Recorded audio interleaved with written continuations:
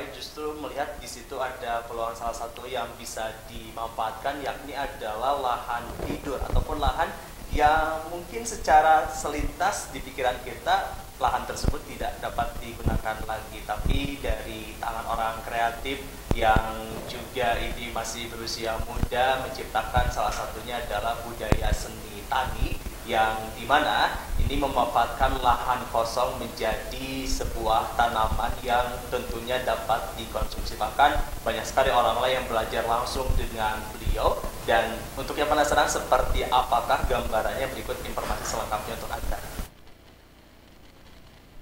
Beginilah kegiatan Fania Febrianti, salah seorang inisiator seni tani di kawasan Arca Manik, Kota Bandung.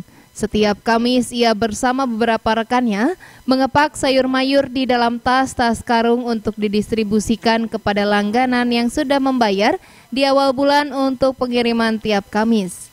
Menurut Fania, sistem tersebut dinamakan CSA atau Community Supported Agriculture, yaitu sistem yang menghubungkan antara petani dan konsumen agar mendapatkan sumber makanan yang dekat, transparan, dan terpercaya.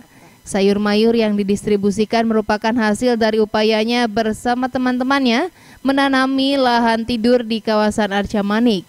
Tapi mereka pun bekerja sama dengan beberapa petani urban farming lainnya di kawasan Arca Manik maupun yang tergabung dalam buruan SAE untuk memenuhi kebutuhan pelanggan. Karena kan sebenarnya kita pengen ngasih fairness juga, keadilan buat teman-teman petani ya gitu. Karena selama ini juga kita ngerasa sayuran atau apapun hasil panen itu petani itu kayak nggak punya bergen dalam harga. Jadi dia cuma ngikutin harga pasaran aja, harga yang dikasih sama tengkulak gitu kan. Padahal mereka udah keringetan, udah punya modal banyak gitu, tapi itu nggak dihitung gitu. Kayak gitu Nas. Kita mau di seni tani dengan model aku sebutnya CSA yang berlangganan ini artinya Community Supported Agriculture. Nah, kita membangun suatu komunitas yang mendukung sistem pertanian itu. Jadi sistem pertanian bukan hanya petani, tapi sistem pertanian yang kita lakukan sekarang. Kita lakukan sistem pertanian regeneratif. Jadi nggak pakai pupuk kimia, nggak pakai pestisida kimia, sebisa mungkin manfaatin sumber daya di lingkungan kita gitu. Jadi pupuk pun kita ngompos sendiri, pakai sampah halaman sekitar, pakai di Bandung TV kan dekat pacuan kuda. Nah, kita manfaatin kotoran kuda yang di sana. Terus kerjasama dengan coffee shop, ada ampas kopi dan segala macam, itu kita jadiin satu, kita jadiin kompos untuk kita meregenerasi tanah. Tak hanya menanam dan mendistribusikan sayur mayur, Fania dan teman-temannya pun yang tergabung dalam seni tani melakukan upaya edukasi di kebun seni tani yang berlokasi di Jalan Ski Air Arca Manik. Seperti yang dilakukan pada Minggu 15 Oktober 2023, sekelompok pemuda dari berbagai provinsi di Indonesia yang tergabung dalam Eco Camp mempelajari teknik pengomposan hingga pembuatan ekoenzim di kebun seni tani. Pembelajaran tersebut menjadi ilmu yang akan mereka bawa ke daerahnya masing-masing, seperti yang diungkapkan Andika yang berasal dari Nusa Tenggara Timur. Di sini ke tim kami, tim pertanian dan pangan,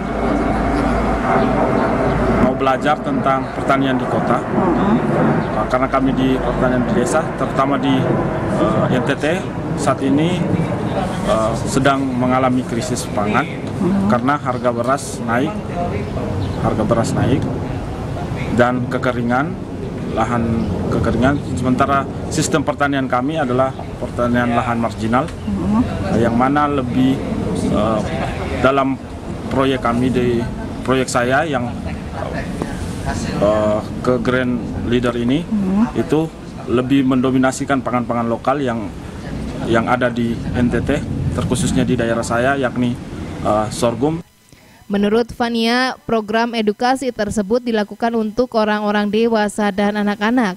Untuk anak-anak, program tersebut dinamakan kelas berkebun gembira, sedangkan untuk yang dewasa topiknya bermacam-macam, mulai dari cara membuat kitchen garden hingga pengolahan sampah di rumah menjadi kompos.